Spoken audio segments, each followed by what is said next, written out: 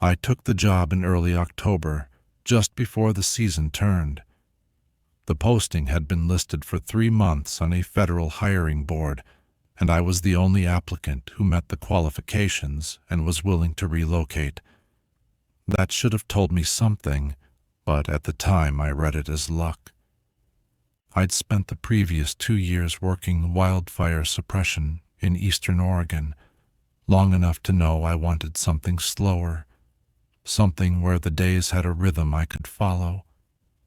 A friend of mine who'd done seasonal work in Washington told me the Pacific Northwest districts were good for that. Quiet mostly.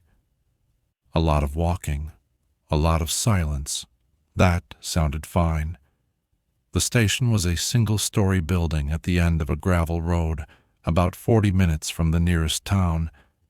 It had a narrow porch, a radio room, a kitchen that smelled faintly of mildew, and 2 bunk rooms separated by a thin wall. There was a supply closet filled with orange flagging tape, a drawer of laminated trail maps, and a filing cabinet that stuck on the second drawer no matter how carefully you pulled it. The kind of place where everything had been touched by enough hands over the years that it all felt vaguely communal, like a library or a hostel. I was assigned the east bunk, which had a window that looked out into a wall of Douglas fir, so dense you couldn't see more than 30 feet before the trunks overlapped into darkness, even in daylight. My supervisor was a man named Dale, who had been with the district for over 20 years. He was patient in the way that people are patient when they've already explained things more times than they can remember and have made peace with explaining them again. During my first week, he walked me through the trail system using the largest of the laminated maps, which was pinned to a corkboard in the radio room. There were 7 maintained trails in our section, ranging from short interpretive loops near the trailhead parking areas to a 12-mile out and back that climbed to a ridge with partial views of the Cascades on clear days. Each trail was marked with colored blazes on trees and small numbered posts at intersections. My responsibilities were straightforward. Walk the trails on a rotating schedule, check the condition of the markers, note any damage from weather or fallen trees, speak with hikers when I encountered them, file a report at the end of the day, radio in if anything seemed urgent. Most of it wouldn't be urgent, Dale said. He spent 3 days walking with me, showing me the trailheads and the major junctions, pointing out where the soil got soft in the rain and where the canopy was thick enough that the GPS signal tended to drift. He was thorough. He told me which bridges needed inspecting after storms, where the elk liked to cross, and which sections of trail were prone to blowdowns in the fall. He told me that cell reception was non-existent past the first mile on most routes, and spotty even at the station. He showed me how to use the radio properly and tested me on the call signs. All of it was practical and clear. On the 3rd afternoon, we were walking back along the lower loop of Trail 4, a 2-mile path that circled through old-growth forest near the river. Dale had been quiet for a while, the way he often was on the trail, not withdrawn, but simply finished with what he needed to say. We passed a junction where Trail 4 met a short connector that led back to the main trailhead, and I noticed a narrow opening in the brush just beyond the junction post. It wasn't a trail exactly, but it looked like something had been a trail once. There was a faint line through the undergrowth, and the trees on either side seemed to stand a little farther apart than they did elsewhere, as if the canopy had once been trimmed back and had only partially reclaimed the space. I asked Dale about it. He glanced over without stopping, and then he said something I didn't fully process at the time. He said, "Don't follow the second trail." I waited for him to clarify. He didn't. He kept walking, and after a few seconds I followed. I assumed he meant it in a general sense, that there were old logging roads and decommissioned paths throughout the forest that weren't maintained, and that I should stick to the marked routes. That seemed reasonable. Every national forest I'd worked in had unofficial paths that went nowhere useful. Some were made by elk, some were made by hikers who thought they knew a shortcut, some were old survey lines or timber roads that had been abandoned decades ago. You learned not to follow them because they wasted your time and could get you turned around. I filed it away as practical advice and didn't think about it again for several weeks. The first month was exactly what I'd hoped for. I settled into the rotation. Mondays I walked trails 1 and 2, the short interpretive loops near the main parking area. Tuesdays and Wednesdays I covered the longer routes, trails 3 through 5. Thursdays were for the backcountry sections, trails 6 and 7, which required an early start and sometimes a packed lunch. Fridays were for station work, filing reports, restocking supplies, cleaning equipment. Weekends were my own unless there was an emergency. The rhythm suited me.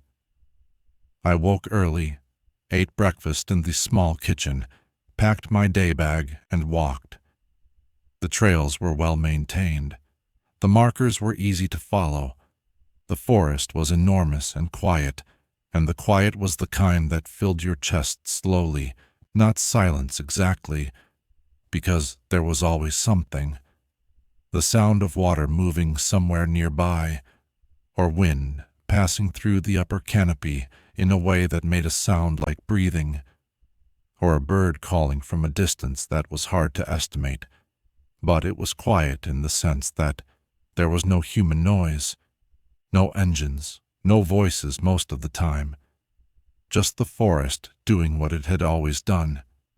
I saw hikers occasionally, mostly on the shorter trails near the parking areas, couples with day packs, small groups with dogs. Once a woman hiking alone with trekking poles and a wide-brimmed hat who stopped me to ask how far it was to the river overlook. I told her about 1.5 miles, and she thanked me and continued on. Most interactions were like that, brief and pleasant. People were generally glad to see a ranger on the trail. It meant things were taken care of. I answered questions about trail conditions, pointed out a few birds when I could identify them, and reminded people to pack out their trash. Simple work, good work. By the end of October, the rain had settled in for good. Not heavy rain, usually, but the kind of persistent drizzle that hangs in the air like a mist and soaks through your jacket at the seams over the course of a few hours. The forest floor became soft. The trails turned muddy in places, and I spent more time noting drainage problems and flagging sections that needed maintenance. The undergrowth thickened with moisture. Ferns unfurled along the edges of every path, and the moss on the trees seemed to deepen in color until the whole forest looked like it had been dipped in green ink. Visibility dropped. On some mornings, the fog was so dense that I couldn't see the trail markers until I was nearly on top of them, and even the trees seemed to appear only at the last moment, stepping out of the gray like figures arriving late. I started carrying a compass more deliberately. The GPS was unreliable under the canopy on the best of days, and in the rain, it was worse. I learned to rely on the physical markers, the numbered posts, the colored blazes, and the feel of the trail under my boots. After a while, I could tell which trail I was on by the texture of the ground alone. Trail 2 had a long section of exposed root. Trail 4 had a stretch of packed gravel near the river. Trail 6 climbed steadily for the first mile and then leveled out onto a kind of natural shelf where the ground was softer and the air smelled different, more like decay. like the slow, patient work of decomposition that goes on beneath the surface of every forest floor. It was on Trail 6 that I first noticed something I couldn't explain. I was about 2 miles in on a Thursday morning. The trail had been climbing gently through second-growth timber, the trees thinner and more uniform than the old-growth sections, with a denser understory of salal and Oregon grape. I'd checked 2 trail markers already and noted that one of them had a loose post that would need resetting. The fog was moderate, not the worst I'd seen, but enough to limit my line of sight to maybe 50 or 60 feet. I was walking steadily, not thinking about much, when I came to a junction I didn't recognize. I stopped. The trail split into 2 paths. The left path continued along the route I expected, climbing slightly and curving to the north. The right path went in roughly the same direction, but at a slightly different angle, maybe 10 or 15 degrees to the east. Both paths had the same general character, same width, same kind of dirt. The undergrowth on either side was similar, ferns and low shrubs, unremarkable, but the right path didn't appear on my map. I checked twice, unfolding the laminated sheet and holding it close to my face in the damp air, tracing the route with my finger. Trail 6 had no junction at this point. It continued as a single path for another mile before reaching a signed intersection with Trail 7. I stood there for a few minutes, looking at both paths. The left one was clearly the correct route. It matched my map, and when I looked at it, I could see a trail marker about 40 feet ahead, the orange diamond nailed to a tree at eye level. The right path had no marker that I could see, but that wasn't unusual in itself. Unmarked paths existed throughout the forest. What struck me was how similar the 2 paths looked, not identical, but close enough that if I hadn't been paying attention, if I'd been walking with my head down or talking to someone, I might have taken the right path without realizing I'd made a choice at all. I took the left path. I noted the junction in my field report that evening and described it as a possible game trail or old spur. Dale read my reports, and he didn't comment on it. I assumed it was nothing. Over the next 2 weeks, I encountered 3 more junctions that weren't on my map. Each time the pattern was the same. A trail I knew well would split briefly into 2 similar paths, one of which matched the map and one of which didn't. The second path was always close in appearance to the first. Same width, same kind of ground, same general direction, but offset by a few degrees. The second path never had trail markers, but it also never looked abandoned. The ground was firm, as though it had been walked on. The edges were defined. It looked like a real trail, just not one that anyone had documented. I reported each one. Dale acknowledged the reports with a nod or a brief comment like "noted" or "I'll flag that for review." He didn't seem alarmed. He didn't seem particularly interested. I attributed this to experience.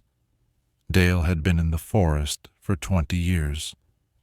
He'd probably seen dozens of informal paths come and go as weather and animal activity reshuffled the undergrowth.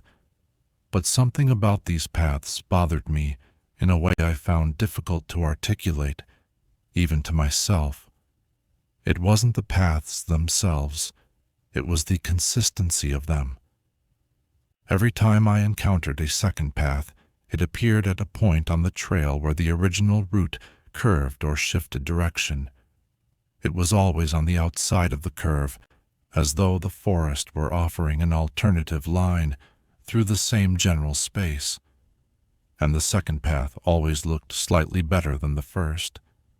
Not dramatically, just slightly, a little drier, a little smoother, a little more direct, as if it had been designed to appeal to someone who was tired or distracted or simply following the path of least resistance. I started paying closer attention to the junctions. I brought a small roll of orange flagging tape and tied a strip around a branch near each one so I could find them again on subsequent patrols. This worked for the first two. I flagged them on a Tuesday, and when I returned on Thursday, the tape was still there, faded slightly from the rain but visible. The junctions were unchanged. The third flag was gone when I returned. I looked carefully.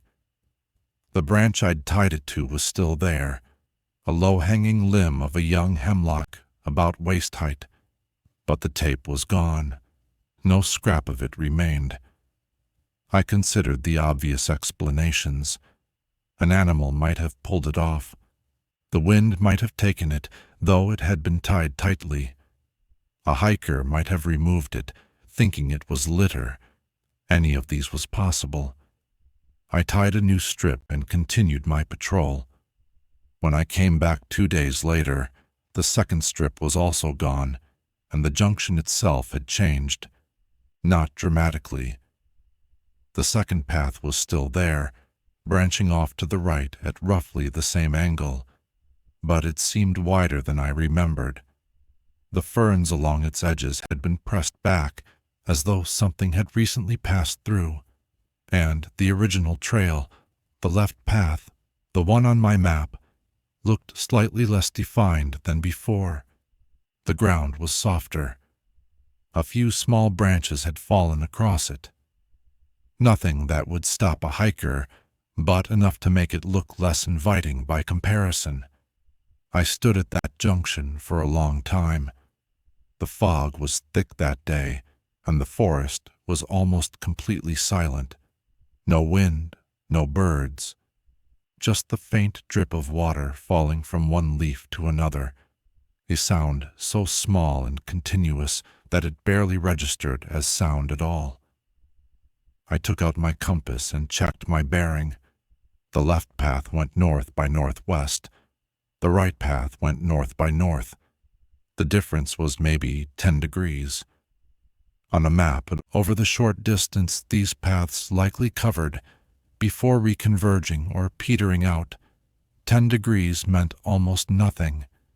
You'd end up within shouting distance of the same point, but standing there, looking down two paths that disappeared into identical walls of fog, 10 degrees felt like a significant divergence.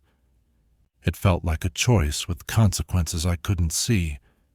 I took the left path again and wrote up the observation in my report. This time, I was more detailed. I described the missing flagging tape, the apparent widening of the second path, the slight deterioration of the primary trail near the junction. Dale read the report and said nothing for a day. Then, on Friday afternoon, while I was cleaning mud off my boots on the porch, he came out and stood next to me for a minute without speaking. "What I told you the first week," he said, "about the second trail." I looked up. "Yeah," I said. "That wasn't general advice," he said. He was looking out at the tree line, not at me. His voice was the same as always, calm, unhurried, a little flat, like he was reading a weather report. "I mean it specifically," he said. "When you see a second path, don't take it, don't investigate it, don't flag it. Just walk the trail, and keep going." I asked him why. He was quiet for a while. Then he said, "Because they move." He went back inside after that. I heard him in the radio room, checking frequencies, running through the evening protocol. I finished cleaning my boots and sat on the porch for a while longer, watching the fog settle into the spaces between the trees. I wanted to dismiss what he'd said. I wanted to hear it as the kind of thing a long-tenured ranger says to a new hire, part superstition, part hazing, a story that gets passed down because the forest is big and quiet, and people need stories to fill the silence. But I thought about the missing tape. I thought about the way the junctions always appeared at curves in the trail, always offering a slightly better option, always leading in almost the same direction, but not quite. I stopped flagging the second paths. I stopped noting them in my reports. November was colder. The rain shifted between drizzle and hard, slanting downpours that stripped the last of the leaves from the alders and turned every drainage into a small creek. Hiker traffic dropped to almost nothing. Some weeks I didn't see a single person on the trails. The isolation deepened in a way I hadn't anticipated. At the station, I had my routines, my meals, my radio checks. But on the trail, hours would pass in which the only evidence of any other human being was the trail itself. A narrow line cut through an immensity of green and gray and silence that seemed to have no boundary. I noticed my sense of distance changing. Trails I'd walked dozens of times started to feel longer, not dramatically, 5 or 10 minutes longer. I timed myself on Trail 4 one afternoon and found that a section I'd previously covered in 22 minutes took 28. I attributed this to the mud, which was thicker now and slowed my pace. That explanation held for a while. But then I timed myself on Trail 2, the shortest loop, well-maintained, mostly gravel, barely affected by the rain, and it also took longer than it had in October. 3 minutes longer. I wrote it down in my personal notebook, not in an official report. The second paths continued to appear. I saw them on almost every patrol now, usually 1 or 2 per walk, always at curves, always slightly offset from the original trail. I followed Dale's advice and ignored them. I kept my eyes on the markers and my feet on the path I knew, but ignoring them required effort. They were always there at the edge of my vision, a second line through the trees, a gap in the undergrowth that looked like an invitation, and they were getting harder to distinguish from the real trails. In October, the difference had been clear. The second paths had no markers, and their surfaces were slightly different, a little too smooth, a little too even. By mid-November, some of them had what looked like trail markers. Not official ones with the orange diamond and the trail number, but blazes of a sort, cuts in the bark of trees that might have been made by a person, or might have been the result of weather and animal activity. I couldn't tell. The ambiguity was the worst part. I began to rely more heavily on my compass. Every time I reached a junction, I stopped, took a bearing, checked it against my map, and deliberately chose the path that matched. This slowed me down, but it gave me something I needed more than speed, which was certainty, or something close to certainty, because even the compass readings started to feel less reliable. Not in any measurable way. The needle didn't spin or jump, but my confidence in my ability to read it correctly was eroding. I'd take a bearing and think, north-northwest, and then a minute later I'd wonder whether I'd read it right, whether the angle had been closer to north, whether my hand had been steady, whether the nearby mineral content in the soil could be affecting the reading. These doubts were small, individually, but they accumulated.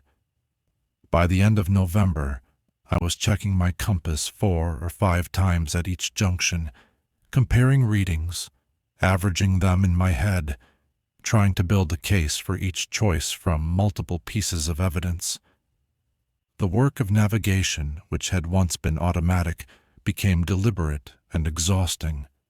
One morning in early December, I was on Trail 3, a mid-length route that wound through a mixed forest of fir and cedar before crossing a small creek on a wooden footbridge. I'd walked it many times. I knew the footbridge was approximately 1.7 miles from the trailhead, positioned just after a long, gentle descent through a section of tall cedar with very little undergrowth. The ground in that section was covered in a thick layer of shed bark and needles, soft and quiet underfoot. Normally, I could see the creek before I reached the bridge, a line of lighter sky where the canopy thinned over the water. That morning I walked the descent. The cedars were there, the soft ground, the muted light filtering through the canopy. Everything was correct. But when I reached the bottom of the descent, there was no creek, no bridge. The trail continued on a level grade through more cedars, identical in character to the section I'd just walked, as though the descent had simply repeated itself in reverse, evening out the terrain without arriving anywhere. I stopped. I took out my map and checked it. I was on Trail 3. I'd entered at the correct trailhead. I'd passed the correct markers, numbers 17 through 21, each one in the expected position. But marker 22, which should have been just before the bridge, was not where it should have been. The trail ahead was markerless for as far as I could see, which was about 40 feet in the fog. I checked my compass. I was heading west-southwest, which was correct for this section of Trail 3. I checked the time. I'd been walking for 38 minutes, which was close to my usual pace for reaching the bridge, maybe a minute or two fast. Everything was consistent except the physical landscape in front of me. The creek and the bridge were simply not there. I stood still for several minutes, letting my breathing settle. The forest was quiet around me, the deep, textured quiet that I'd grown used to, water dripping, branches settling, the faint hiss of fog moving through needles. I considered my options. I could continue forward on the assumption that I'd misjudged my position and the bridge was still ahead. I could turn back, retrace my steps to the trailhead, and start over. Or I could accept that something was wrong and radio Dale for assistance. I chose to turn back. It felt like the responsible thing to do.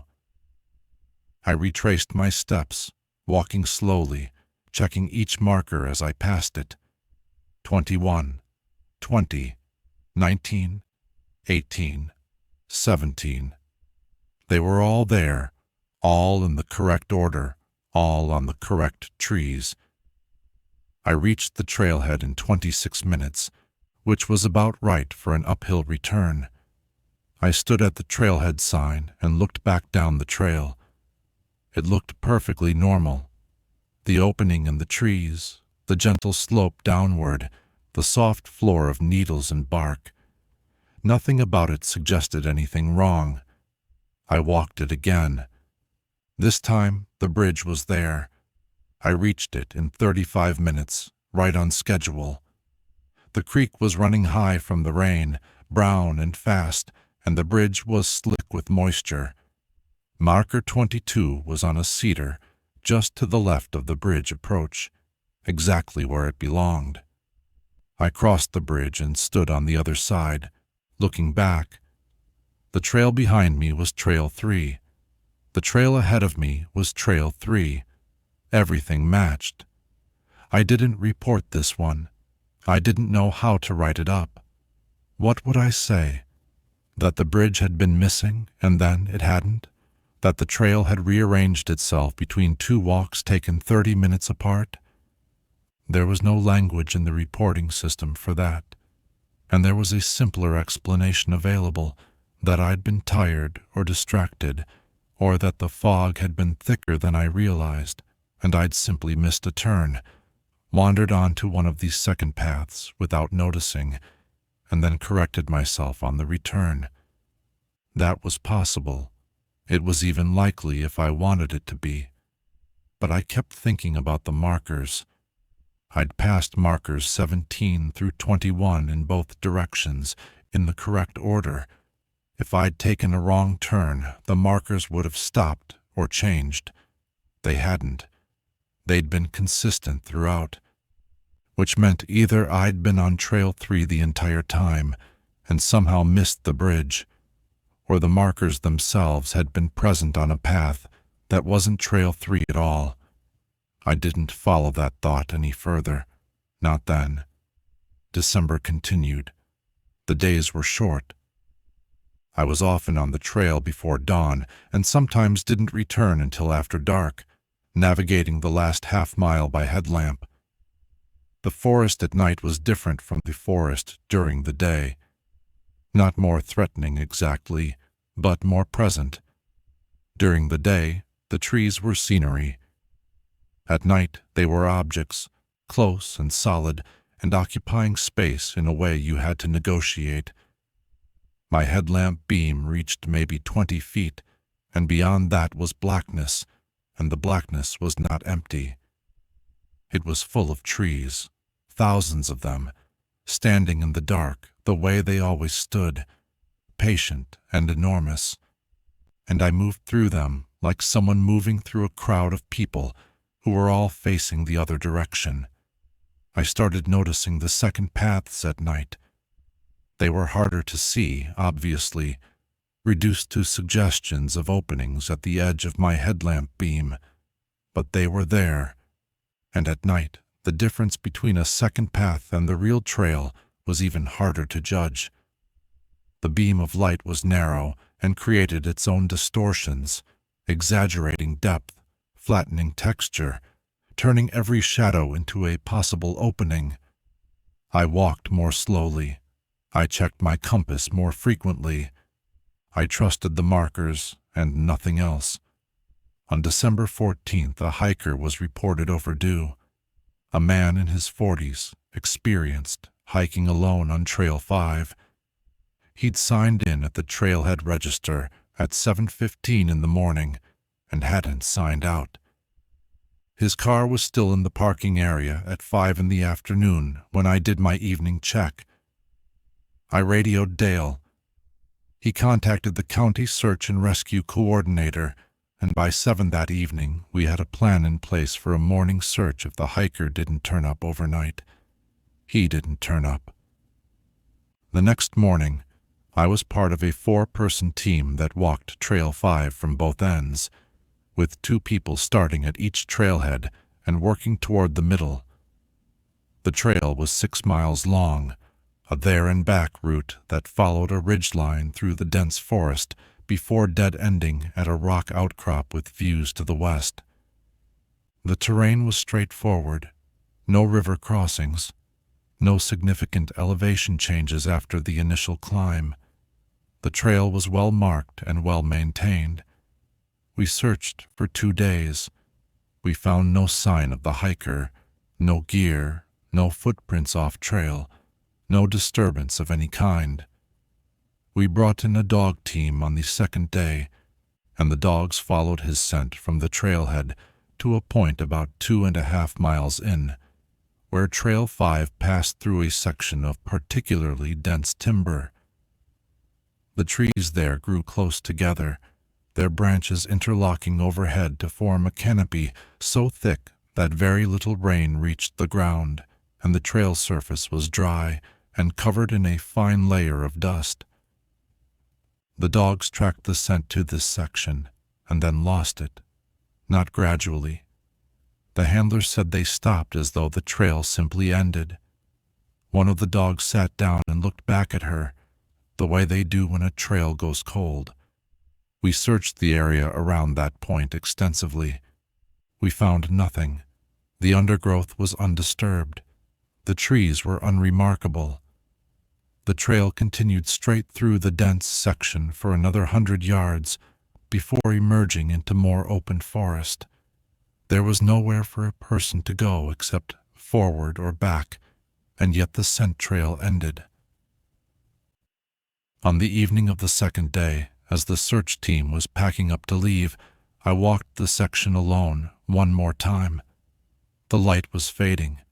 The forest was almost completely dark under the canopy, just enough gray in the sky above to silhouette the highest branches. I walked slowly with my headlamp on, scanning the edges of the trail. I found it about 50 feet past the point where the dogs had stopped. A second path. It was on the left side of the trail, angling off to the south-southwest, barely visible in the undergrowth. It was narrow, maybe 2 feet wide, and the ground was slightly depressed, as though it had been walked on, but not recently, or not often, or not by anything heavy. The vegetation on either side was intact. No broken branches, no scuff marks, just a line through the forest that looked like a trail, or like the memory of a trail, depending on how you held the light. I stood at its edge and pointed my headlamp down it. The beam penetrated about 15 feet before the path curved gently to the left and disappeared behind a curtain of low-hanging branches. The ground was covered in the same fine dust as the main trail. I couldn't tell if there were footprints. The light was wrong and the dust was uniform. I did not follow it. I went back to the station and sat in the radio room for a while, not doing anything. Dale was in his bunk. The search had been called off for the night, and the coordinator had said they'd reassess in the morning. The hiker's family had been notified. There was talk of expanding the search area, of bringing in a helicopter if the weather cleared. I thought about the second path. I thought about the hiker, somewhere in the forest or not in the forest at all. And I thought about what it would mean to follow a path that shouldn't exist in order to find someone who had disappeared from a path that should. The logic of it didn't hold.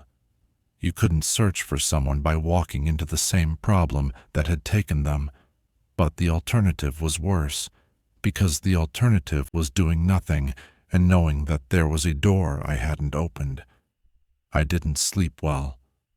I lay in my bunk and listened to the rain on the roof and thought about distances, about how a trail that should be 6 miles might be 6 miles one day and something else the next, about how a bridge could be there and then not be there and then be there again, about how the dogs had followed a scent to a point in the forest and then the scent had stopped, not faded, not scattered by wind, but stopped, as though the person had simply ceased to exist in that location or had stepped from one version of the trail to another.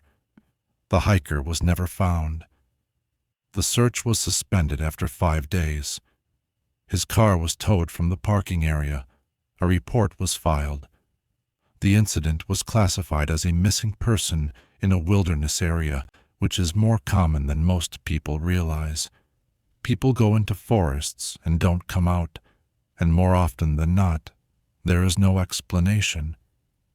The forest is large, and the terrain is complex, and the margins for error are thin. A wrong turn, a fall, a medical event, any of these can end a hike in a way that leaves no trace. That's what I told myself. That's the explanation I wrote in my own report, and the one I repeated to the other rangers, and the one I offered to the hiker's family when they called the station 2 weeks later to ask if we'd found anything new. I believed it in the part of my mind that was responsible for filing reports and maintaining professionalism and getting up each morning to walk the trails. I did not believe it in the part of my mind that had stood at the edge of a second path at dusk and felt the air coming off it, cool and still, and carrying a smell I couldn't identify. Something like resin, but not quite. Something that was almost familiar, but displaced. Like a song played in the wrong key. January came. The forest was deep in winter. The trails were quiet. Most days I walked for 6 or 7 hours without seeing another person. The fog was constant now, never lifting fully, never thick enough to stop me, just present, a permanent condition, like living inside a cloud that had settled to the ground and forgotten how to rise. My world shrank to the width of the trail and the reach of my headlamp and the face of my compass and the intervals between markers. I became very precise. I counted my steps between junctions. I timed every section of every trail and recorded the results in my notebook. I compared times across days and weeks, looking for patterns, looking for the slow drift I was afraid of finding. The times were not consistent. Trail 2, the shortest loop, varied by as much as 4 minutes between walks. Trail 4 varied by 6. Trail 6, the longest route I walked regularly, varied by almost 11 minutes, and I could not account for the discrepancy through pace or conditions alone. The trails were changing length, or I was changing speed in ways I couldn't feel, or my sense of time was deteriorating. All three of these explanations frightened me, but the first one frightened me the most, because it meant the ground I was walking on was not stable. It meant the map was a picture of something that used to be true. I continued to see the second paths. They were everywhere now. Almost every trail had at least one junction that wasn't on the map, and some had 2 or 3. The second paths looked better and better. Their surfaces were firm and even. Their sight lines were clearer.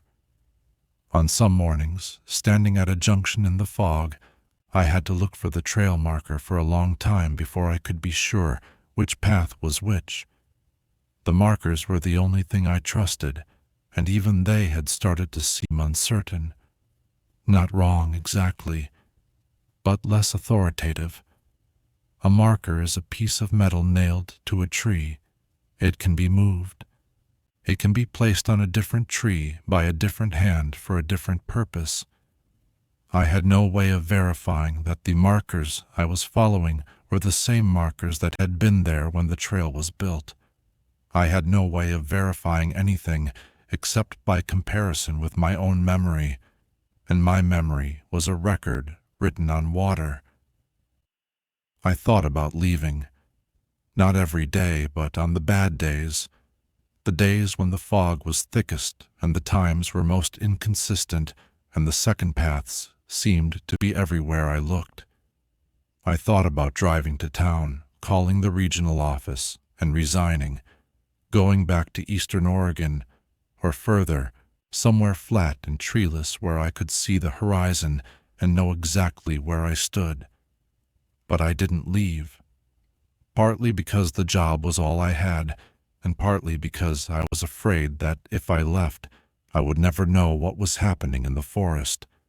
And not knowing seemed worse than knowing, even if what I knew was something I couldn't explain. In late January, I decided to follow a second path. I didn't plan it far in advance. I woke up on a Tuesday morning and knew, with a kind of calm certainty that surprised me, that I was going to do it that day. I packed my usual bag: water, food, first aid kit, radio, compass, map, headlamp, notebook.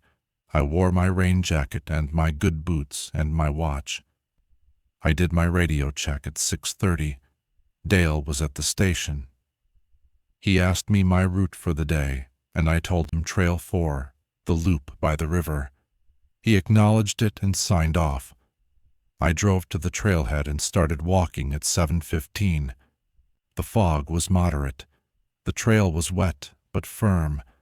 I passed markers 1 through 8 without incident, following the familiar path through a corridor of tall fir that opened periodically into small clearings where the sky was visible as a pale gray circle overhead. At marker 9, the trail curved to the right, heading north toward the river, and there, at the outside of the curve, was a second path. I'd seen this one before. It was one of the earliest ones I'd noticed back in October. It branched to the right at an angle of maybe 12 degrees, heading roughly north-northeast while the original trail went north. The ground on the second path was smooth and dry, sheltered by a thick canopy of cedar that arched overhead like the ceiling of a long, narrow room. The original trail was muddy, with standing water in the low spots. The contrast was stark. I stood at the junction and checked my compass. I checked my watch. It was 8:02. I wrote the time in my notebook. Then I took 4 steps, and I was on the second path. The first thing I noticed was the sound, or rather, the absence of a specific sound. The dripping had stopped. The forest around me was still wet. The moss still glistened. The bark of the cedars was still dark with moisture, but the constant, omnipresent sound of water falling from leaf to leaf, which had been the background of every walk I'd taken since October, was gone. The silence that replaced it was not empty. It had a quality I can only describe as attentive. It was the silence of a room that has just been entered. I walked. The path was well defined, easy to follow. The ground was firm and covered in a thin layer of cedar duff that muffled my footsteps. The trees on either side were large and evenly spaced, and the canopy above was continuous, filtering the gray daylight into a dim, even glow that cast no shadows. I could see about 60 feet ahead, which was better visibility than I'd had on the main trails in weeks. Everything was clear. Everything was still. I walked for 10 minutes. The path curved gently to the left, then straightened. I checked my compass. I was heading north. This was roughly the direction I'd expect if I were on Trail 4, which looped north toward the river before curving east and then south to return to the trailhead. The bearing was consistent. The pace was consistent. The path was consistent. The only thing that was different was the forest around me, which was quieter and stiller and more uniform than any section of Trail 4 I'd ever walked.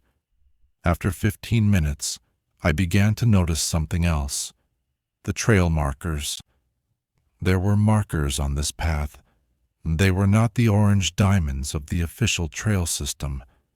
They were older-looking, smaller, round-headed nails driven into the trunks of trees at roughly eye level, each one wearing a faint residue of yellow paint that had mostly weathered away.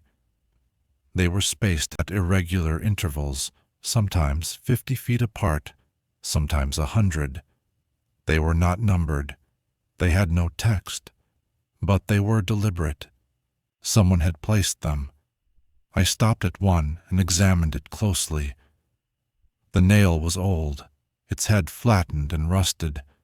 The paint around it was barely visible, a halo of dull yellow against the gray bark. The tree it was driven into was a western red cedar, at least 3 feet in diameter, old enough that the nail had been partially absorbed by the bark's growth. This marker had been here for a long time, decades possibly. I continued walking. The path went on. 20 minutes, 25, 30. I checked my compass regularly. The bearing had shifted slightly to the northeast, but the change was gradual and could have been a natural curve in the path. I checked my watch.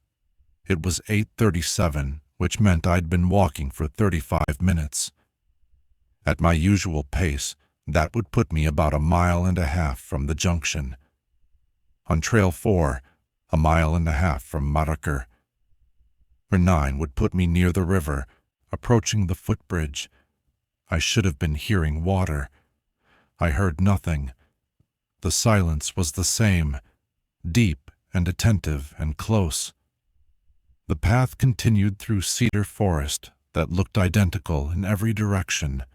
The same large trees, the same dim light, the same soft ground.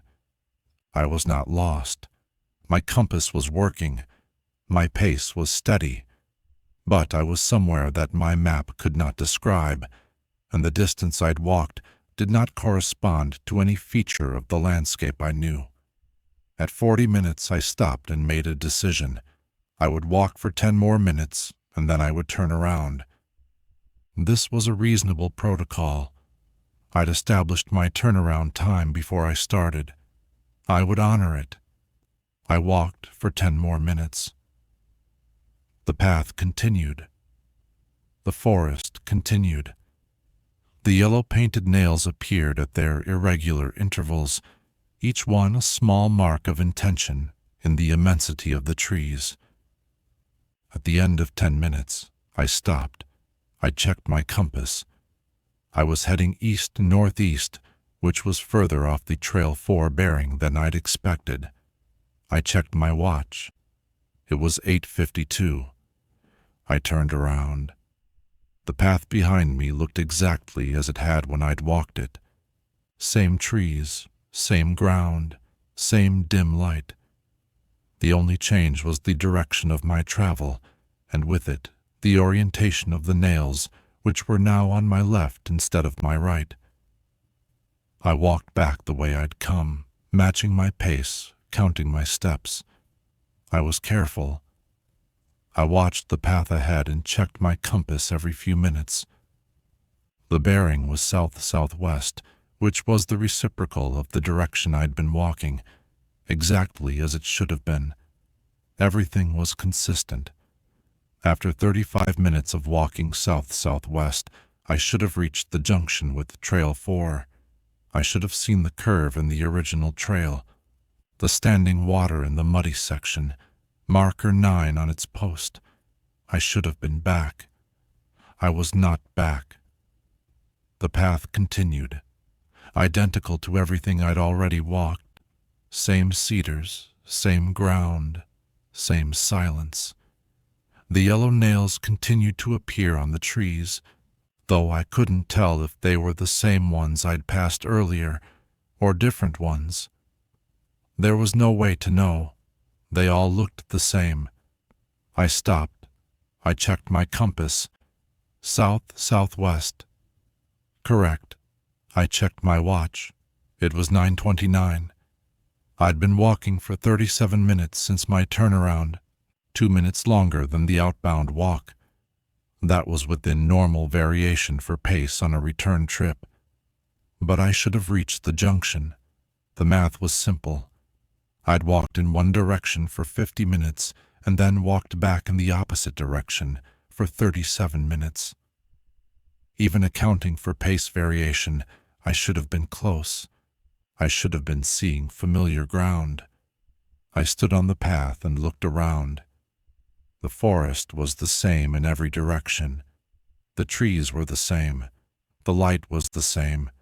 The silence was the same.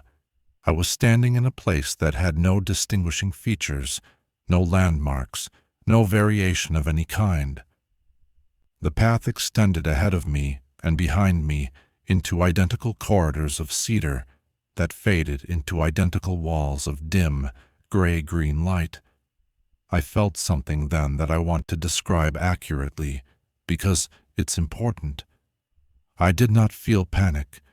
I did not feel fear in the way you feel fear when something is chasing you or when you're in immediate danger. What I felt was a slow, spreading recognition that the assumptions I'd been operating under were wrong. The assumption that a path has two ends. The assumption that walking in one direction and then reversing will bring you back to where you started. The assumption that distance is consistent and that space is stable. These are not things you normally think about. They are so fundamental that they don't register as assumptions at all. They are just the way things work. But standing on that path in that forest, they stopped being the way things worked, and what replaced them was nothing. Not a new set of rules, just the absence of the old ones. I kept walking. There was nothing else to do. I maintained my south-southwest bearing and watched for the junction. I counted my steps. I timed myself. I looked for the yellow nails on the trees and tried to determine if I was passing the same ones twice, but they were too similar to tell apart. The forest gave me nothing to work with. It was a single room that went on in every direction, and I was walking through it in a straight line that somehow did not end. After another 20 minutes, I began to hear something. Faint at first, and then gradually louder. Water. Not the dripping of rain from leaves, but the sound of running water. A creek or a river, somewhere ahead. I walked toward it. The sound grew steadily, and after a few minutes I could tell it was coming from directly ahead, from the direction I was walking. The path began to change. The cedars thinned. The canopy opened slightly. The light shifted from dim gray-green to a brighter gray. The air was cooler. And then the path ended. I stepped out of the trees onto the bank of a creek. It was a small creek, maybe 8 feet across, running fast and brown with winter rain. A wooden footbridge crossed it, old planks on a simple frame, slick with moisture.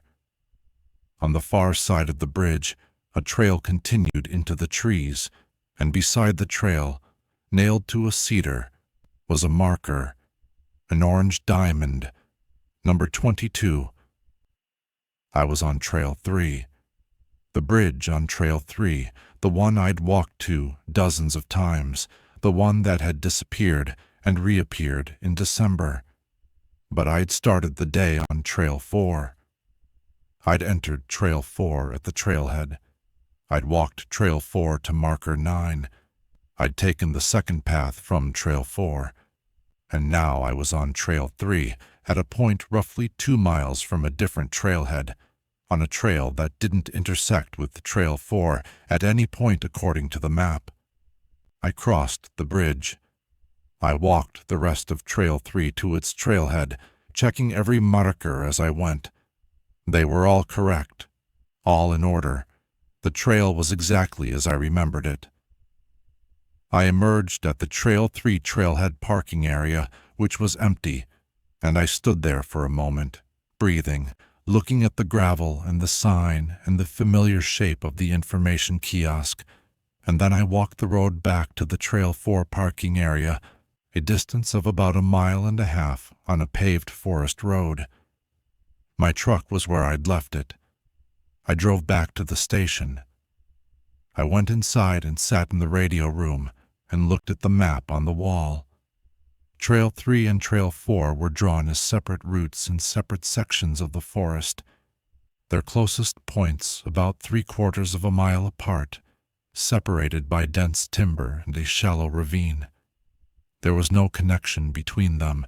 There was no path that led from one to the other, and yet I had walked from one to the other in less than an hour, through a forest that had no features and a silence that had no source, on a path that shouldn't exist, following markers left by someone I would never identify.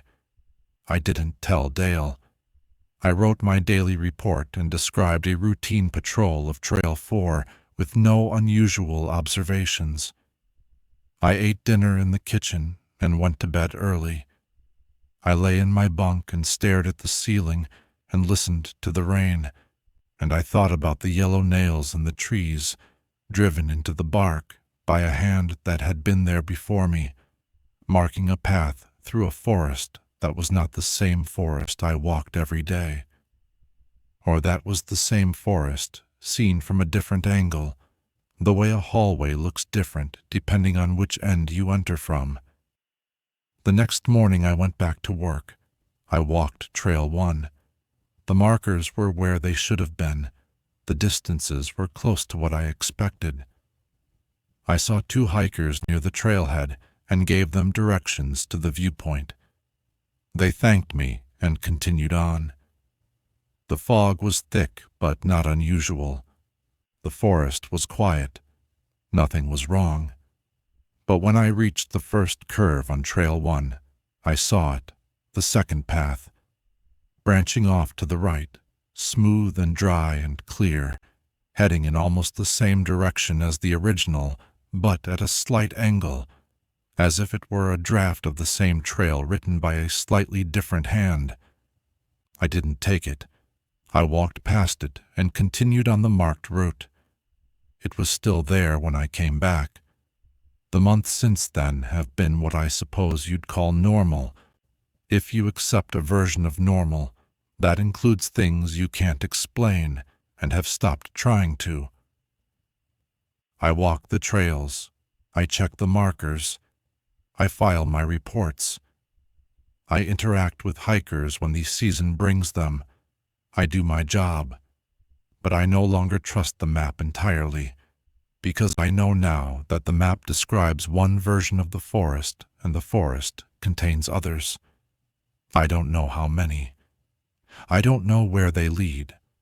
I don't know if the hiker who disappeared on Trail 5 found one of the second paths and followed it, or if the second path found him. I don't know what the yellow nails mean, or who put them there, or how long ago. I don't know if the distances I measure are the distances that exist, or if the distance shift when I'm not measuring them, or if measurement itself is part of the problem. What I know is this. When I stand at a junction and I see two paths, and one of them is the path I know, and the other is the path I don't, the difference between them is smaller than it was when I arrived. Every week it's smaller. The second paths look more like the real paths. The real paths look more like the second paths. Someday, I think, I won't be able to tell them apart. I'll stand at a junction in the fog, and I'll look at two identical trails leading in two almost identical directions, and I'll choose one, and I'll walk it, and I'll check the markers and count my steps and note the time, and I'll arrive somewhere, and I won't know if it's where I meant to go. And the forest will be quiet, the way it's always quiet, with that patient, attentive silence that feels like being watched by something that doesn't need eyes. I still work here. I still walk the trails every day, and every day I come back. I'm almost certain I come back to the same place,